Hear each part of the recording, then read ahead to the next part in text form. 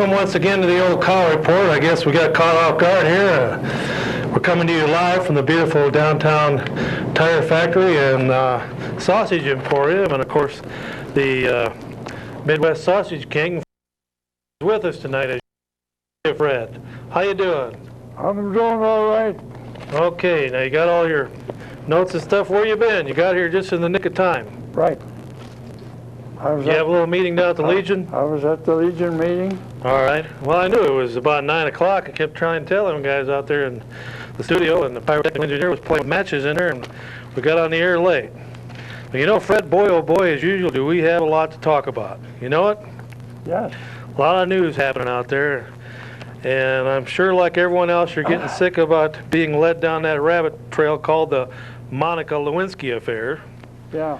And of course, everyone is sick of that now. They just want it over with because that wasn't the issue to begin with, but they figured if they beat it to death, everyone would get and aired it night after night and pounded it into you that you'd get sick of it and say, get it over with, we're sick of it. Well, that's what's happened, and it's pretty much going to fizzle out to a nothing now.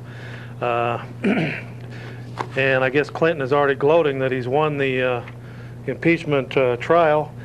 I would say that if 51 members of the U.S. Senate voted that he is guilty, then he would be considered guilty. But they're saying it takes 2/3 to find him guilty. So even a majority, the democracy we supposedly have in this country doesn't rule in this case. It has to be 2/3 to be found guilty. So now they're going to end up the thing with a whimper and a little bit of a censure or slap on the wrist, and everybody's going to say, we don't want to mess with that anymore. Clinton's only got 2 years left, and so they're going to sweep so much garbage under the carpet, Fred. But they got a lot of stuff they shouldn't. The man is doing things, giving things to the UN and whatnot. Should not be allowed. Well, Freddie boy, last week we got an award for the Cow Report. Yes. And it's right here, and it's called 1998 Best Series by an Individual, Chuck Lee and the Cow Report. And that's why I tried to get you to come down, Fred, because they awarded us Best Series for 1998. Yes. And here's the award that we received, Freddie boy. Yes. So we'll probably just keep that on the set from now on as a reminder to those people out there that even a show like the Cow Report can win Best Series by an Individual, 1998. So there it is, and that was awarded last week to the Cow Report. And of course, one of the unsung heroes of the Cow Report is behind the scenes, and that's Roy Rogers Hoff, that comes in and helps from time to time. Actually, every time we're on, he's been helping for what now, Roy, about 20, 25 years?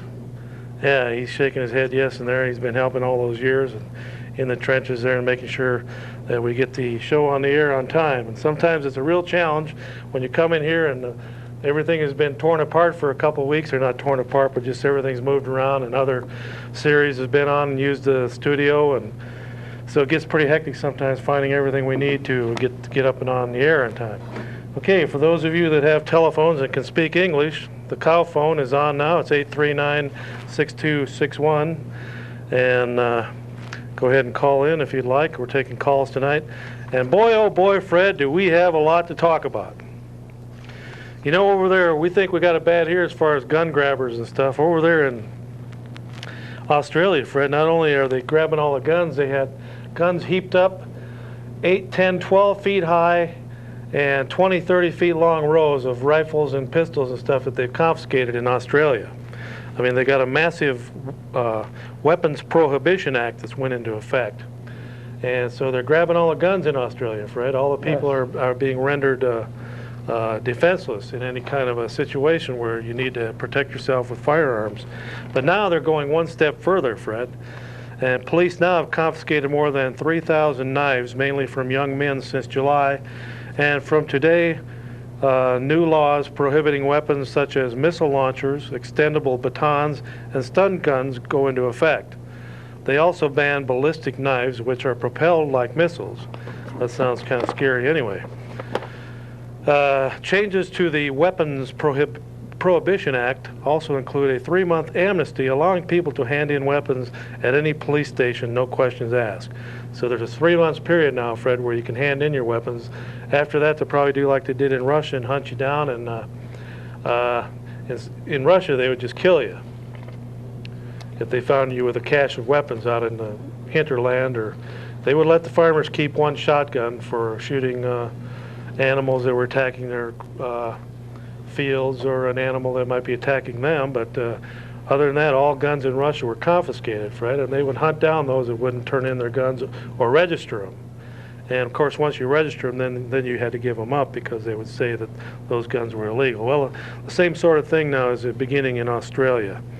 And so they're going down that slippery slope to leaving the population defenseless, Fred. All right, I just saw a program last night on the History Channel on the history of the gun. It was about the Winchester, Fred, and that's Winchester's. Their slogan was "the gun that won the West." And of course, when the Indians got a hold of the Winchester, then the tide turned, and as a matter of fact, the Indians that shot it out with Custer and Custer's last stand, they used the Winchester repeating rifle and did quick work of the 200 and some soldiers that got caught at Custer's last stand, because the soldiers had single shot rifles that they had to reload, where the repeating rifle, the Winchester, would just, you could shoot, I think they advertised that you could shoot 60 rounds in a minute. And so they were no match for the Indians once they got those weapons. But the weapon was gotten into their hands too little, too late. And of course, the West was eventually tamed. And of course, now you see what we got out west, Fred. Yes. A big mess out there. All right. Speaking of Indians, Fred, and not to be trying to act like I am in any way prejudiced, but there's some things going on at these gambling casinos, Fred. And now the news is starting to come out that around the gambling casinos, the crime is increasing. And of course, there are a few of us have been saying that ever since they expanded gambling in this state, that it was going to cause a lot more problems than we would bargain for. Well, now you hear stories of people robbing banks to get money to gamble, and one county, an assistant county clerk,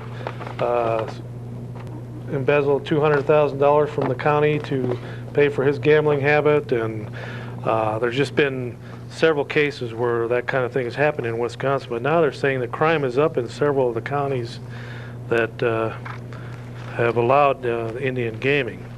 And so I think that they should revisit the laws now on allowing gaming in this state, and put some riders on there where the casinos have to pay for the increase in court costs, the increase in hiring judges, the increase in law enforcement. Yes. All those things that go along with having to pay for this, because some of these casinos are just raking in the money hand over fist.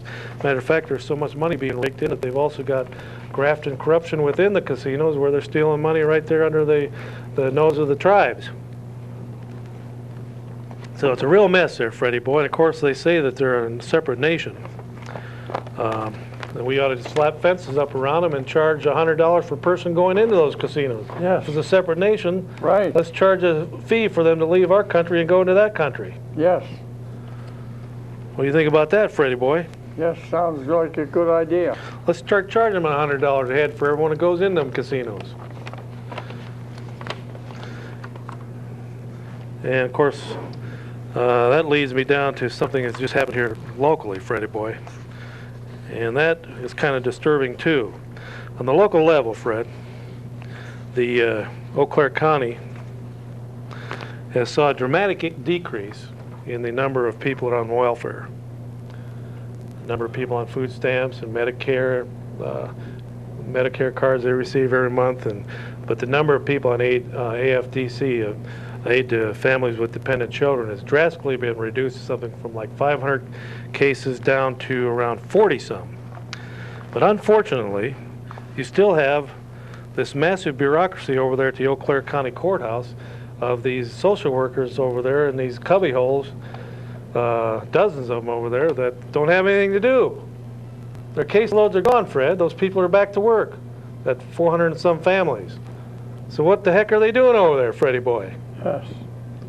I ask you, Fred, what are they doing over there? They haven't cut their budget. Matter of fact, they've increased their budget.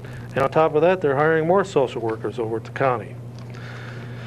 So they have a surplus over there of over $1 million. So the Leader-Telegram comes out with an editorial praising them for asking the taxpayers of the city and county what they would like to, how they would like the county to spend that $1 million. This is a $1 million surplus that was supposed to be used for these families that are on AFDC and they're needing help from the county, but they're no longer here. They've evaporated. They went and got jobs. So the county has all these social workers sitting around twiddling their thumbs, fighting over who's going to go play golf and who gets a 3-week vacation, and arguing over who gets to have a set of keys to the bathroom over there, so they can do whatever they do in the bathroom over there. But so what we have here now is a surplus of money, Fred. So the county services over there has asked the public to tell them what would be the best way to spend that $1 million surplus, Fred. Yeah. And the Leader-Telegram chimes in and says, isn't that wonderful of the county human services over there to ask the public what they want to do with all that money?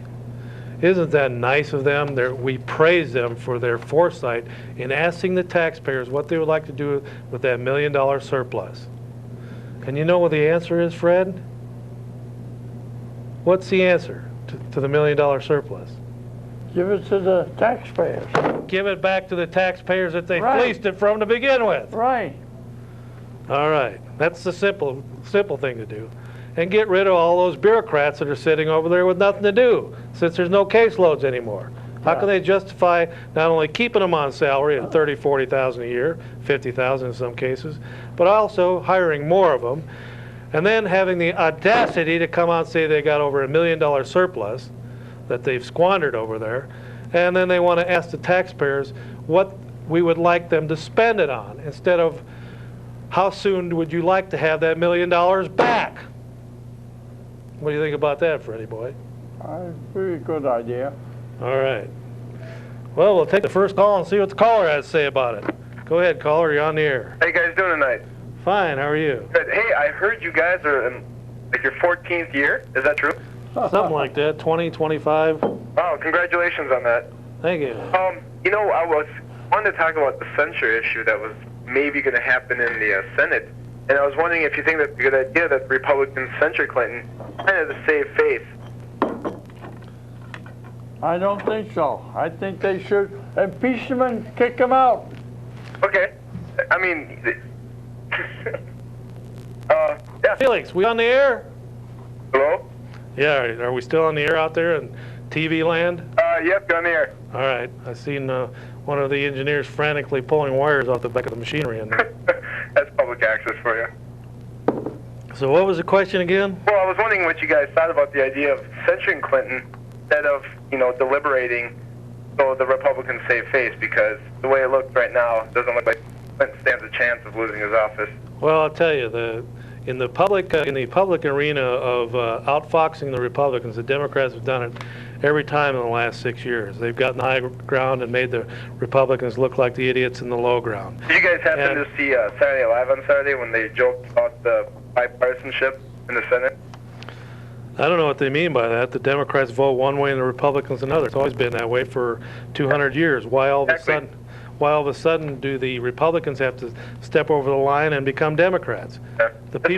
I was just mentioning that because it was pretty funny, because they asked what they should order for lunch, and all the Republicans said pizza and all the Democrats said Chinese food.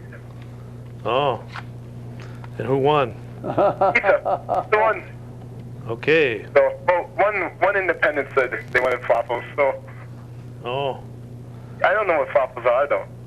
Do you guys know what that is? Never heard of it. How do you spell it? F-L-A-L-L-F-E-L, waffle, something like that. I don't know, it's probably some kind of, I don't know, it sounds like I think it's Mediterranean food.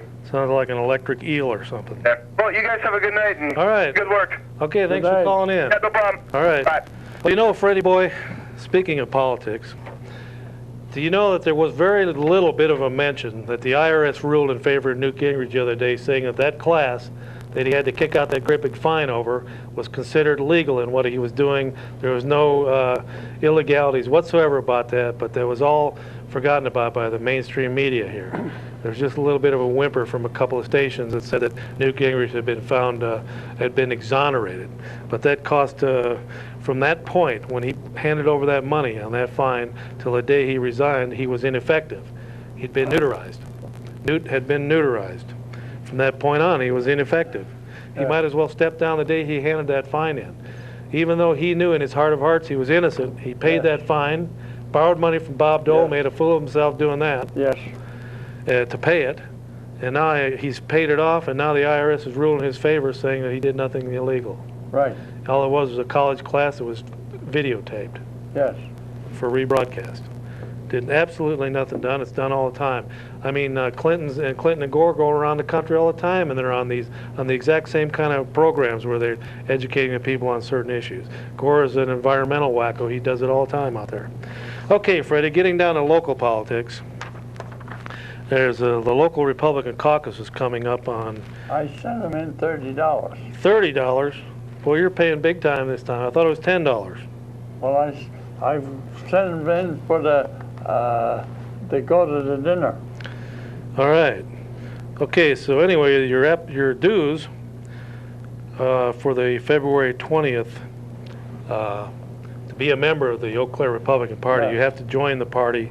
Well, you can join the party any time of the year, but to be allowed to vote on the important caucus this year, you have to get your dues in by February 10th. So it has to be postmarked by February 10th, I assume. I don't think it's the deadline. I think it'd be the postmark if somebody really challenged that. So anyone out there that's considering joining the Eau Claire County Republican Party, the dues are, for a single person, $10. For a double, which would be natural, it'd be $20. And for students, that would be either high school or college age, would be you don't have to be college age, you just have to be a student. You can be 60 years old and be a student. We $750. And they have a headquarters fund, which is $100, and that includes your membership. But you have to make your checks payable to the Eau Claire County Republican Party, and that address is P.O. Box 325, Eau Claire, Wisconsin 54702. Eau Claire County Republican Party, Box 325, P.O. Box, Eau Claire, Wisconsin 54702. And you have to get that money in by February 10th, postmark. I would send it in February 9th to be sure if you want to vote at this very critical upcoming caucus. And there's an insurgency coming on where the Steve Gunderson forces are trying to come back in and take over the Eau Claire County Party. The more liberal, moderate wing of the party has said some things about the present leadership of the party, including saying things like the Eau Claire County Party has what's called a chicken queue every year. It's where people come and they buy a chicken dinner, and there's some entertainment, and they get to meet Republican candidates from national all the way down to local and people running for office. And the last few years, they've made a lot of money off the chicken queue. Well, this insurgency group came out with a newsletter saying that chicken queue was basically a losing proposition this year, that nobody was joining the party, and you need to dump the present leadership and go with the more liberal wing of the party and put in new leadership. So there's going to be a knockdown, drag-out battle this time around over a lot of issues and over who's going to run the party. This is the year that they vote on a county chairman, vice chairman, secretary, treasurer, the executive committee, delegates to the 3rd district and to the state convention, and alternate delegates to the 3rd congressional district convention and the state convention, which is coming up fairly soon. So that all comes to a head on February 20th, and that is 7 p.m. The caucus begins at the Holiday Inn Convention Center downtown in the Ray Walks Civic, well, no, I think it's either in the Ray Walks Civic Center wing of the convention center, or it's in the basement of the Holiday Inn, one or the other. But I'm sure you'll be able to find it there. But if you plan on voting this year and joining, you need to get your dues in. That might sound partisan there, but Fred and I both lean Republican, and so we're talking about Republican politics. And the Eau Claire County Party has been mentioned as one of the largest county parties in the country, Fred. Yes. As far as membership. And so it's kind of unique that we have that right here in Eau Claire County. All right, so enough of that. So if you're going to join, get your dues in. I don't know who for sure who's running, but Fred, I understand you're thinking about running, being nominated from the floor for executive committee this time around. I don't know.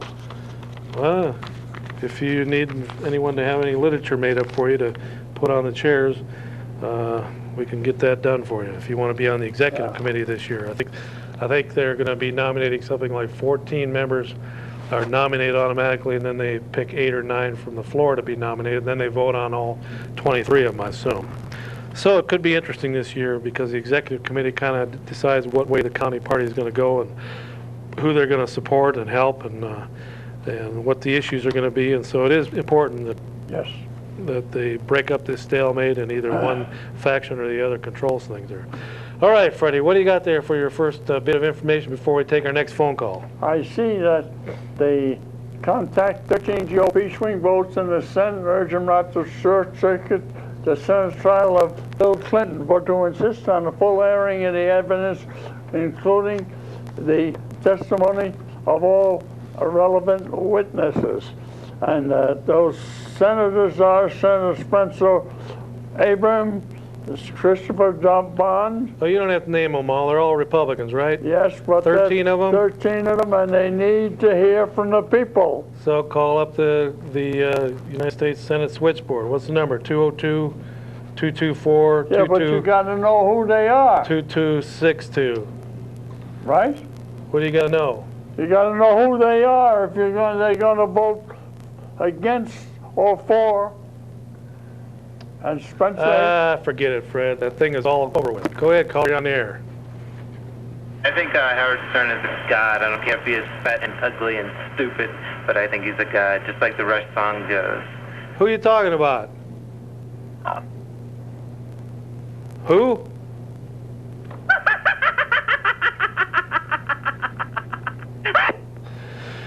Okay, Freddie boy, so just forget about that impeachment thing. That thing is collapsing, Fred. They're on the wrong rabbit trail. The Monica Lewinsky affair is a joke. Yeah, It's just a way to get all these guys off the hook. yeah. It's a total joke. Okay, getting back to the links, crime, and casinos here, Fred. I finally found the issue in today's Leader Telegram or yesterday's over the weekend. But it said property crime increased in 6 of the 12 Wisconsin counties with casinos during the first 6 years of operation. So 50% of them showed an increase. And the largest one was Sauk County, where the Ho-Chunk Nation's largest casino is located, had a 39% increase, percent rise in property crime during that period, with 2,000 burglaries, thefts, and arsons reported in 97. And I'd say that's quite a bit for little old Sauk County. And then Brown County, they had 7,700 property crimes. That's quite a few crimes. That's up 8%. Property crimes overall in Wisconsin declined 13%. So 5 counties went in the exact opposite direction, and they're counties that are catering to the Indian gambling, Indian gaming. So there's always a downside to this, just like there's a downside to the cigarette industry, a downside to the alcoholism industry, downside to the prostitution industry, a downside to the gambling industry. There's pros and cons, and this is one of the only pros are is some of the Indian leaders are getting multi-millionaire rich. I don't know how many of the rank and file Indians are seeing any gain out of it. Hopefully they'll do something down in Madison and get rid of that whole rotten mess down there. Fred, did you notice the other day we got some Republicans now talking about tax cuts down in Madison? Yes. There's only one little problem there, Freddie boy. The Republicans don't control the Senate, so they're big talkers now. Yeah. They're big and brave. They're going around swaggering around like a bunch of drunken sailors saying, yeah, we got to cut income tax, state income tax. Yes. Yes, let's cut the state income tax. They're big and brave when they're in the minority. Yeah. Where were they at a few months ago when they're in the majority? Yes. When we control the House, the Senate, and the governor's seat? Yes. Where was all those brave voices talking about cutting taxes then when they could have rammed it through in one day and had the governor sign it? Yes. Where were they, Fred? I don't know. But now the drunken, swaggering Republican sailors are out there saying, yeah, we got to cut the state income tax, when they know damn well they can't get it past the Democrats that are in control down there. Go ahead, caller, you're on the air. Charles, it's nice to hear from you again. Oh, you're the one that's calling. It's nice to hear from you. Oh, thank you. As a faithful conservative in my early 20s, I'd just like to briefly comment on the a horrible stereotype of a conservative, especially in a college setting. I'm a student here at university, and I find it pretty much disgusting the way I'm treated when I speak at my beliefs in class. I mean, it's no surprise that the majority of university professors throughout the country, throughout the world, that matter, are, considerably liberal. But I was just wondering if you had some tips that I could have that could, somehow get my point across. I mean, our young Republicans call it the joke at the university. Well, I'll tell you a few things you can do when the liberal professor has his back to you. Take one of those chalk erasers, throw it and hit him in the head. And you can also stick tacks on the seat. If he's not looking, have him sit down on those. And you can spread rumors around that he's having an affair with his assistant. Yeah, but do those kind of things. Yeah, but past experience has shown that affairs haven't quite had a negative effect on people in authoritarian. Jeez. Well, what's happening nowadays is that the Democrats have been doing all these dirty tricks for the last 6 years they've been in power, and they've been getting away with it, making the Republicans look like a bunch of stupid idiots. Well, I agree completely. And the Republicans do not, what I've been saying is when the Republicans go to Washington and take over, they do not know how to govern. The Democrats go to get the business done. They get their agenda done. Big government, more taxes. That's what they did. The first few weeks Clinton was in office, he said, I'm going to raise taxes. And he did it. Yeah, they go play. The Republicans go to, I don't know what they go to, chase the women, to do whatever they do, but they do not know how to govern. Well, I would have to take issue with you on that and the fact that I think Republicans do a fairly decent job governing. I mean, how effective is government anyway? But government, everybody's governing the same. It's just Democrats find a way through, mainstream news media, etc. I could almost say lying and not be too far off base there. And I think that's the problem. I mean, the moral decline in, I would say, mostly Democrat politicians is a major problem. Right. Yeah, but they come to play, and we come to play around. And the Democrats get, even in a Republican Congress, House and Senate has been controlled now for since 1994 by the Republicans. We're giving Clinton pretty much everything he's wanted in the last 6 years. It's totally ridiculous. They should be standing up and saying, no, we're going to cut taxes. We're going to cut here. We're going to cut there. We're going to turn back all of this power to the states and to the people. We're not going to keep conglomerating it in Washington. That's exactly what the Russians did for 70 years, and their empire collapsed because of centralized government. We're doing the exact same thing, making government bigger, less responsive to our needs, more accumulation in Washington. We're not doing what the people sent the Republicans to Washington to do. We're kowtowing to Clinton and all of his little pet peeves and all of his little wants. We're giving him everything he wants plus more. Some of these budgets, we're giving him more than he asked for. I know. In some of the various items inside of the budget. And this last budget was just riddled with pork. There was so much pork, those guys were falling down. It was so slippery. The pork was so greasy out there. Well, pork legislation is definitely a mainstay for majority of. But the Republicans passed the pork and gave it to the president to sign. Oh, totally. But the Republican entire agenda when they're in Congress, they're trying to, I think, up the ante, up the moral standard in America. And unfortunately, I don't agree with what our southern allies down in the South, on many issues, but they're the ones that are upholding the majority of the moral. The Bible Belt is what we got left here in America. We're losing some fundamental principles of America right now. Well, the more conservative wing of the party has put on their blinders, and a lot of them are single issue. The litmus test is the abortion issue, and with a lot of people, or in some cases with the moderates, the litmus test is being a fiscal conservative, and so they're bumping heads there, and the Democrats are just laughing and laughing about it, and going to the bank with all the money that the country is spending on all these frivolous things. Do you know that our defense budget has been so crippled in the last 6 years that we're in major trouble? Oh. If we had to have a full-scale war with China right now, they would probably whip our butts. Well, this is true, and the fact that Clinton selling secrets to Red China doesn't help our causes either. But as far as one-issue political group, and you mentioned abortion earlier, I was just wondering if you want to give a word out for us. We're going to go down and picket the abortion clinic on Menominee Street next Sunday. So if maybe you want to give a little reference to that at the end of your show, hopefully we can get a a plug for that. Is that the annual picket or the weekly one? Oh, this is going to be our second one. I mean, we've only done it one other time. But, Wait a we're minute. hoping to make this Where's this abortion clinic at? on Menominee Street. That's the abortion, well, it's not a clinic, it's the, Menominee and Claremont. Yeah.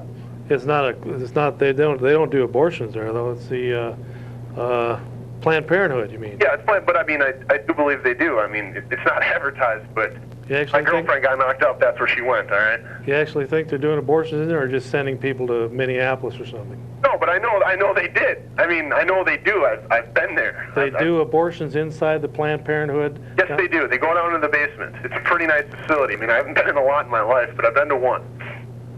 Well, if the landlords found that out, they'd be out of there tomorrow, because the landlord told them if they ever did anything like that, they're going to be gone. Well, you should definitely research it then if it's a problem. We're going to go down and pick it because, I mean, I'm a born-again Christian. I mean, that was a mistake in my life when I forced my girlfriend to do that, but now I'm born again, as I call myself, and I'm going to go down and do the right for God. Good. Well, that's good. Well, But thank you so much. we need more people that are willing to stand up in that area. And it's probably 40 million babies have been aborted now since Roe versus Wade back in the 70s, and it is a modern-day Holocaust. But it's not just in this country. If there's 40 million in this country, there's probably 80 million in Russia and probably 100 million in China that have been aborted Oh, totally. during that same period. So it is a modern-day Holocaust. Just think of all the Einsteins and other people that could have been that never had that chance because of abortion. So Well, thank you. I would like to hear more about that, what you're saying about actually having abortions there, because that's something that that the pro-life people said has not happened in this city for 15, 20 years, that there hasn't been any abortions. Well, I'm talking 5 years ago when it happened. Okay.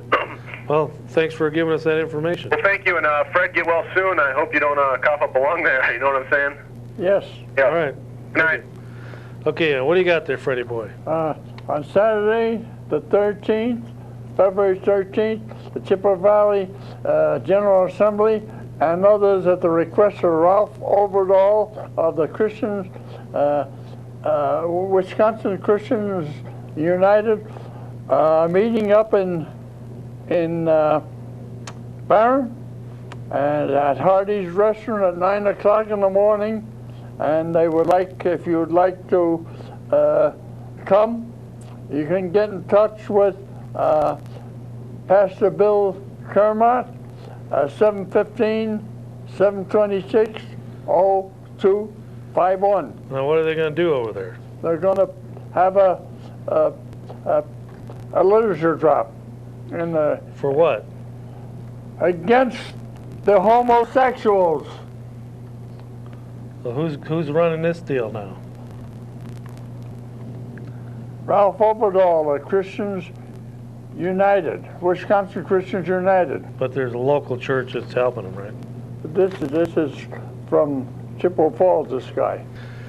Okay, Freddie boy, I found that article about the editorial that was in the Sunday paper about the Leader Telegram, and it's entitled "Use W-2 Windfall to Reduce Poverty." And it starts out, "We salute the Eau Claire County Human Services Department for asking the public how to best use the $1.2 million in Wisconsin Works funds that are available because of the lower than expected W-2 costs. Why don't we just give all them people down there that are sitting around twiddling their thumbs golden parachutes and have them all retire and get rid of them, Fred?" Yes. Okay, public hearings were held in Eau Claire and Augusta last week, and another meeting will be held this week before a report is completed and sent to county officials and eventually the county board. Interviews earlier were held with those in W-2 programs to get their input. Officials developed a preliminary list of possible uses for the money, and it goes on to list a bunch of ways to spend it. Looking strictly at the numbers, W-2 has been an overwhelming success. Eau Claire County had 503 cases of aid to family with dependent children. That's families that were receiving aid. 503 cases just before W-2 was launched September of '97. That has been drastically reduced and slashed now. The current caseload is only 43 W-2 cases. Now I ask you, that's a 90% reduction in W-2 cases. How can they still justify having all those same people over there, including hiring people, to supposedly help these 460 people that have 460 families, excuse me, not people, 460 families that all these social workers were helping all this time? How can they justify keeping them people on the payroll? We got two forms of welfare here. It's a symbiotic relationship. But one side of this here two-legged welfare system has collapsed. And that's the side where it was the people that were receiving the welfare from the taxpayers through the state programs. The money was fleeced out of a taxpayer's pocket, sent to Madison. Madison took it and handed it back to the counties, and the counties divvied it out under aid to families with dependent children program. Well, that whole thing's collapsed now. It's collapsed down 90% to where there's only 43 cases, families left in the county that need that support. So how can they just justify? So that was one leg of the welfare system, those 500 families that were being helped. The other leg of the welfare system, the other part of the symbiotic relationship, was the army of social workers and assistants that were helping those 500 some families. Well, this part of the leg has disappeared, so why are we propping up the other half of the welfare system by giving welfare to those state workers and county workers? Let's get rid of those. Let's get rid of those welfare cases and make those people go to work. I ask you, Eau Claire County, what's wrong with that? Why don't you do that at the next county board meeting? So, the whole idea of W-2 is to help people take control of their lives by getting them jobs and providing support services during the transition from welfare to work. So it's worked in this county. It's been 90% successful. There's only 10%, less than 10% of the caseload left. But voices of conscience remind us this issue is not just about members. Pat DeLesio, an attorney for Legal Action of Wisconsin, which provides legal services and other help for the poor, made that point 2 weeks ago during a discussion about W-2 before editors of the state's largest newspaper. So it goes on to talk about blah, blah, blah. So basically it says the public seems willing to help the people who help themselves. People working entry-level jobs who have children to support are going to be poor, but if we help these people get to work, if we help them find child care, that doesn't soak up too much of their pay. If we help them set up budgets and address other barriers to self-sufficiency, then we can help them feel better about themselves and develop a work history.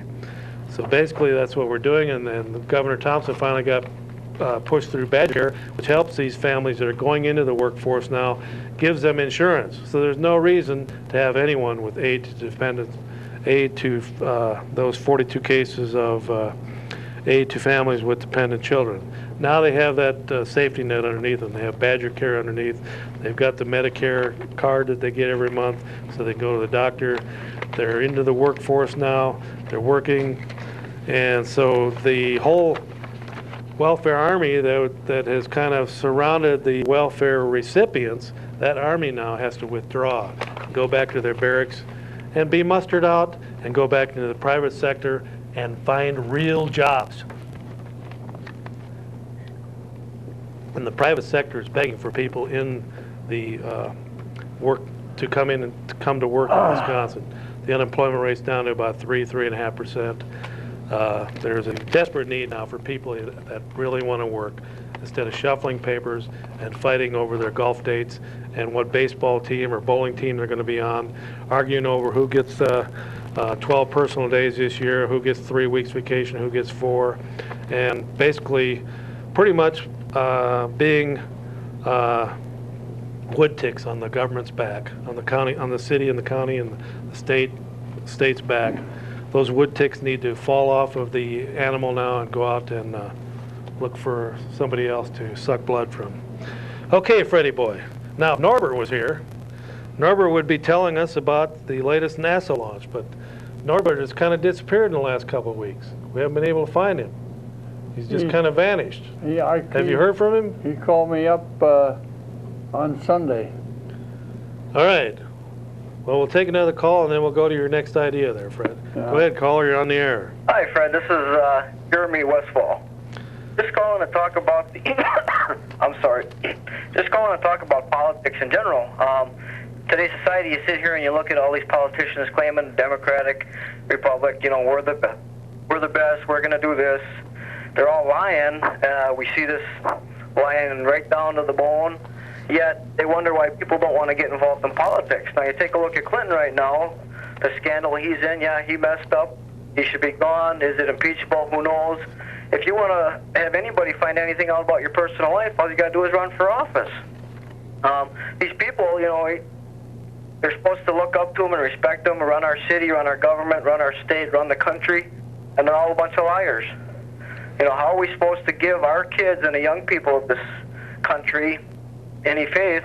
And it comes right down to what you're talking here, AFDC, all this other stuff, welfare programs. You don't believe in the system. I don't believe in the system. I'm 30 years old, and I don't believe in it. Well, you know, we used to say all these 500 and some families in Eau Claire County needed this help. They're desperate. They need this help. All of a sudden, it evaporated.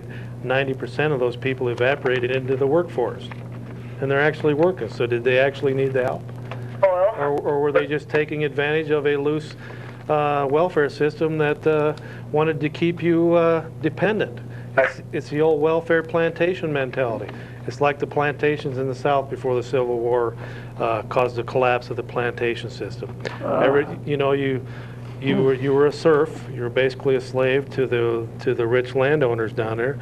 But you know, you worked every day and you had meals and you had a place to sleep.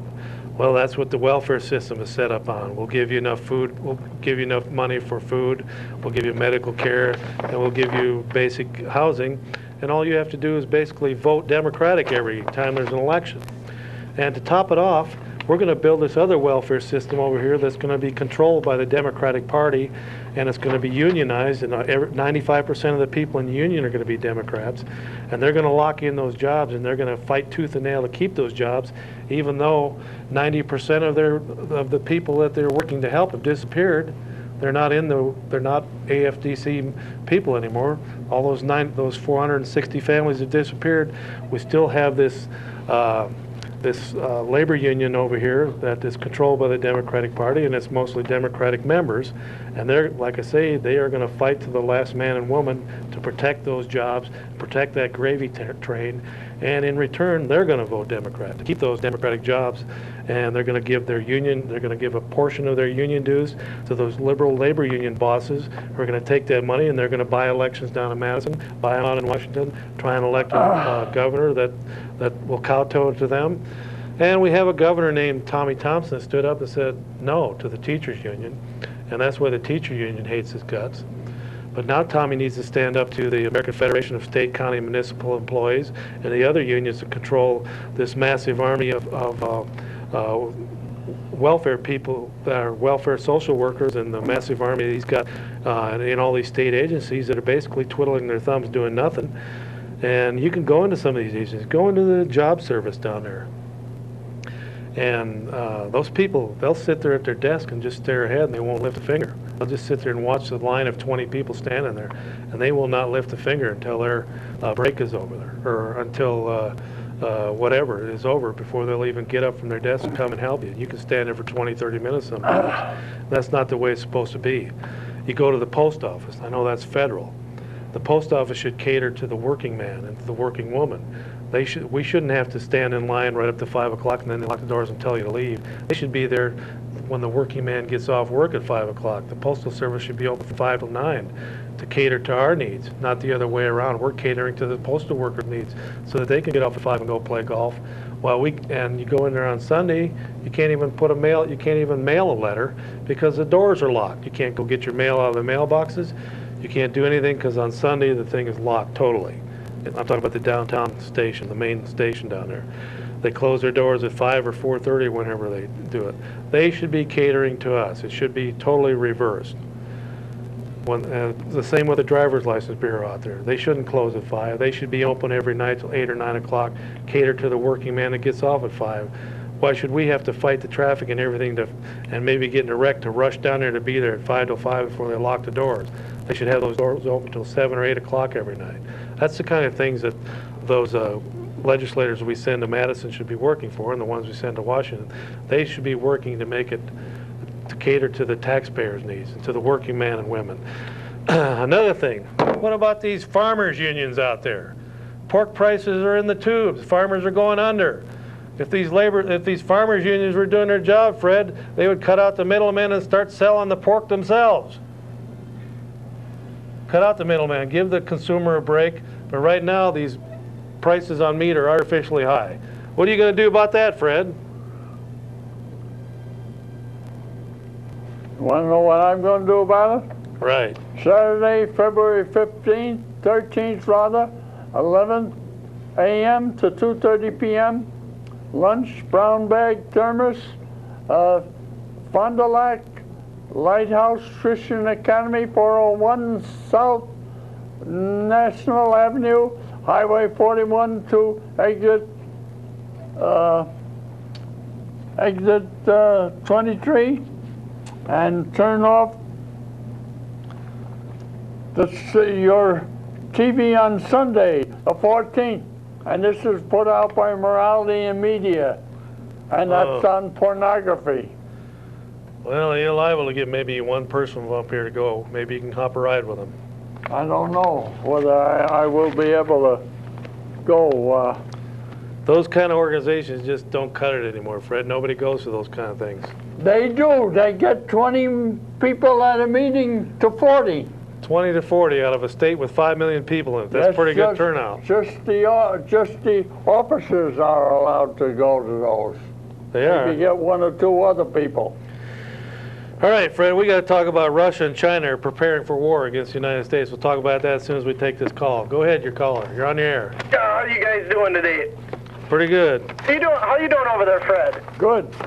Good. Well, I watch your show quite a bit every now and then, and I just got a problem with the way you're always putting everything down.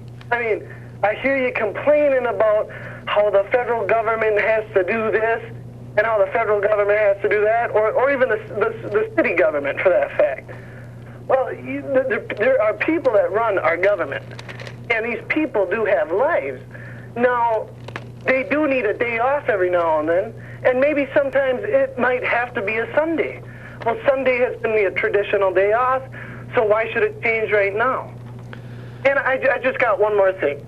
Now, you say that the city isn't doing anything or stuff like that.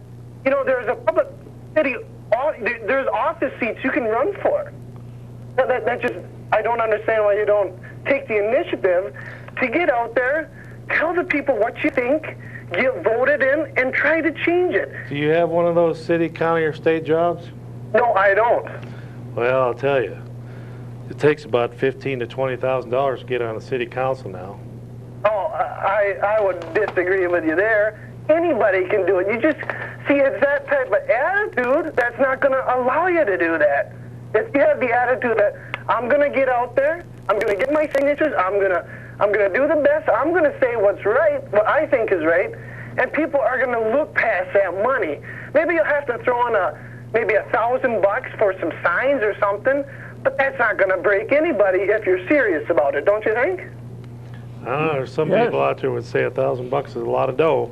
Well, I'm not saying that it's not a lot of dough. That's exactly my point about everything I talk about, and that is this, is that we have to change government from within, and yes, these bureaucracies get bloated, but we got to get enough people in there, majorities, and then somebody that's willing to push those issues, push them in Madison, push them at the local level, push them on the school board. But the way it is now, the school board, for example, is lopsidedly controlled by liberal Democrats. From top to bottom, they control it, and the way it's set up now, there's only a couple people run every couple of years, so you can never overthrow the majority and start getting some fiscal responsibility there. On the city council, they got it under this 551 program, so you always have pretty much the static majority that controls it, and it was set up that way to keep that majority in power. In Madison, it's a pitched battle. For 6 months, you got Republicans controlling the legislature. Usually the Senate is the one that's been going back and forth. The Assembly now is stabilized and controlled by the Republicans. But the state Senate has went from Republican to Democrat to Republican and now back to Democrat just in the last couple of years. And so you can't get anything done at that level. But I still say that those people that that work at the courthouse, or the people that work down at City Hall, or the people that work at the post office, or the people that work out of the driver's license bureau. They should cater to the people that are coming in there. It shouldn't be the other way around. We shouldn't have to cater to their time schedule.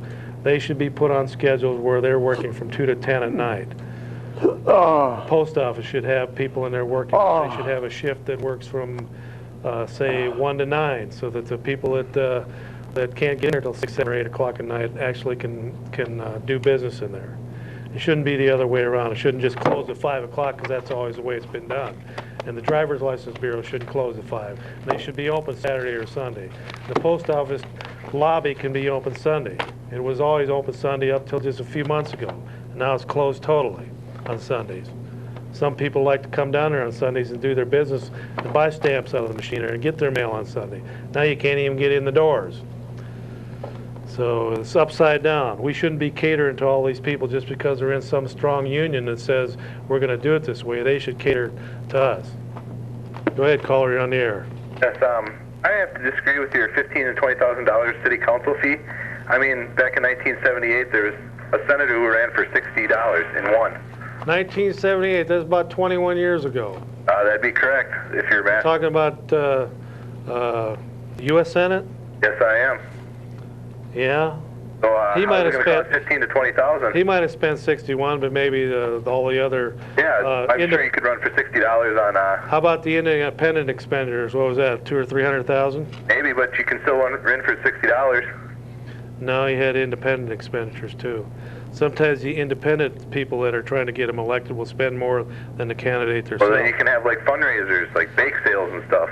Yes, right. That's exactly what I'm saying. People should run for office and get in there. I don't dispute that one bit. Then why don't you run? Because you're sitting here and pissing and moaning all the time, and all you do is babble people.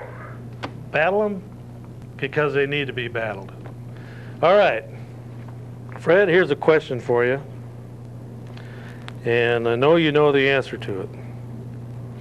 If olive oil comes from olives, where does baby oil come from?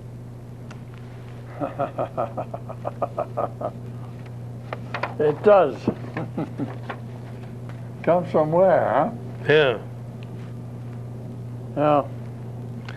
You know, you're driving down the road and you're looking for an address. You have to turn the radio down. Why do you have to do that? So you hear the people that are behind you and so forth. Here's one for you, Fred. Why do they call it apartments when they're all put together, all right up against each other? Yes. Okay. I said we're going to talk about Russia and China are preparing for war. Well, Fred, Russia and China have been signing some treaties with each other, getting ready to create a giant superpower. Yes.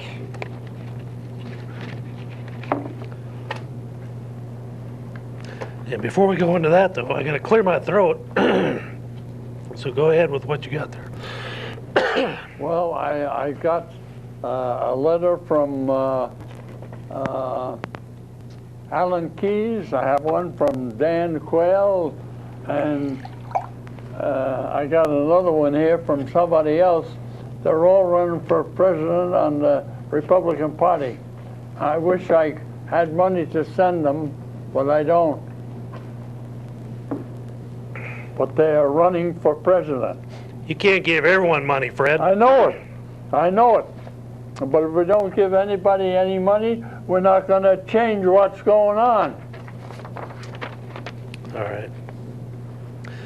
Okay, Fred, the Vatican's enraged by the return of the exorcist witch doctor. Have you heard about that guy?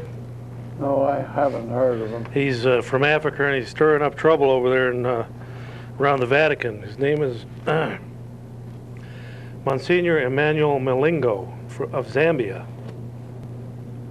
He was exiled from Rome 3 years ago after the Vatican objected to exorcisms that sent thousands of people into mass hysteria.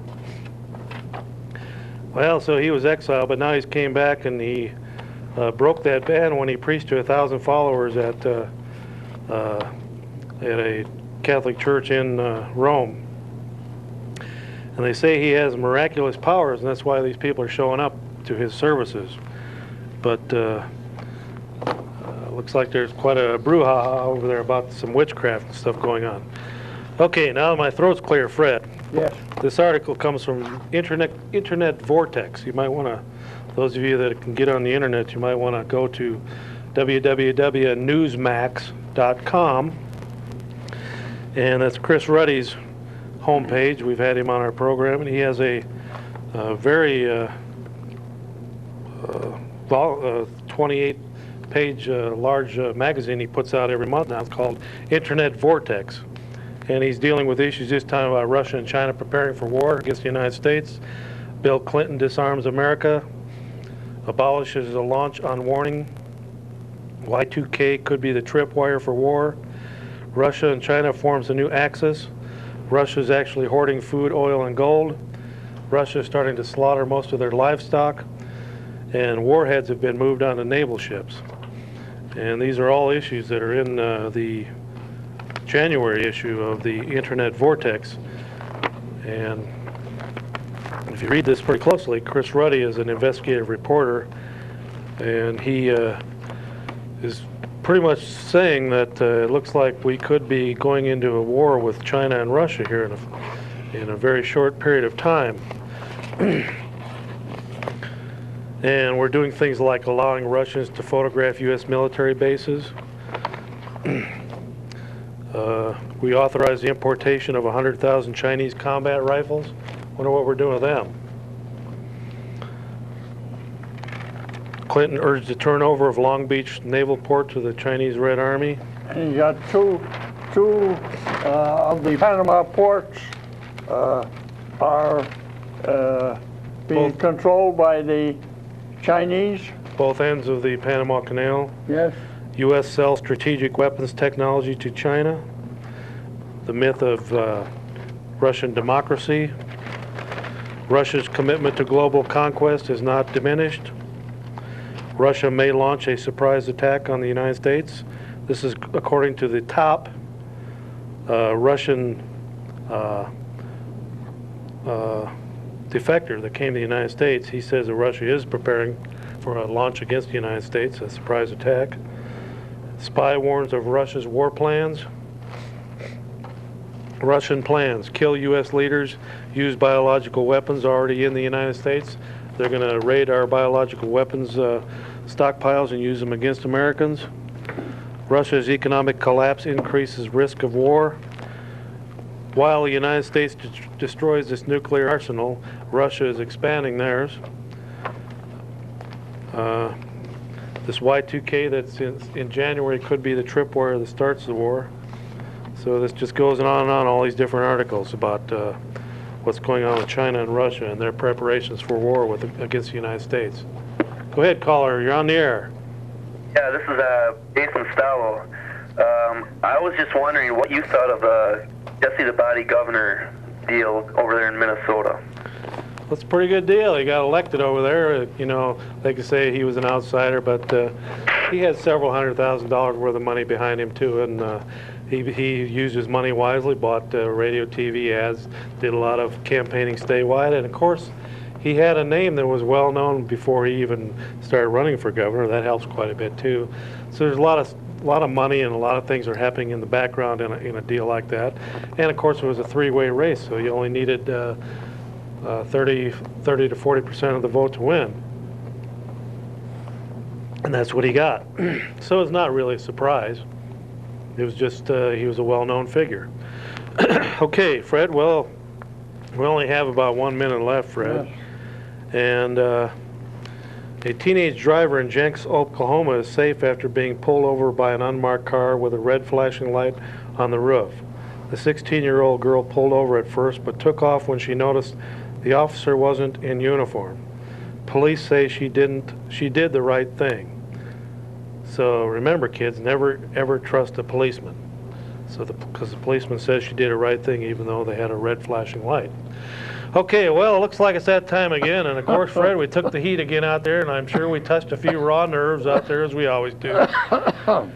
And Yeah. So we want to thank you for tuning in again. I've been your host, Chuck Lee, with my trusty sidekick, Fred, the true Stafford, the carp sausage king of the Midwest. And we'll see you again right here next time on the Old Cow Report. My producer has been Roy Rogers Hoff. Thanks for tuning in. Adios, amigos and amigettes. Arrivederci, Roma. Goodbye.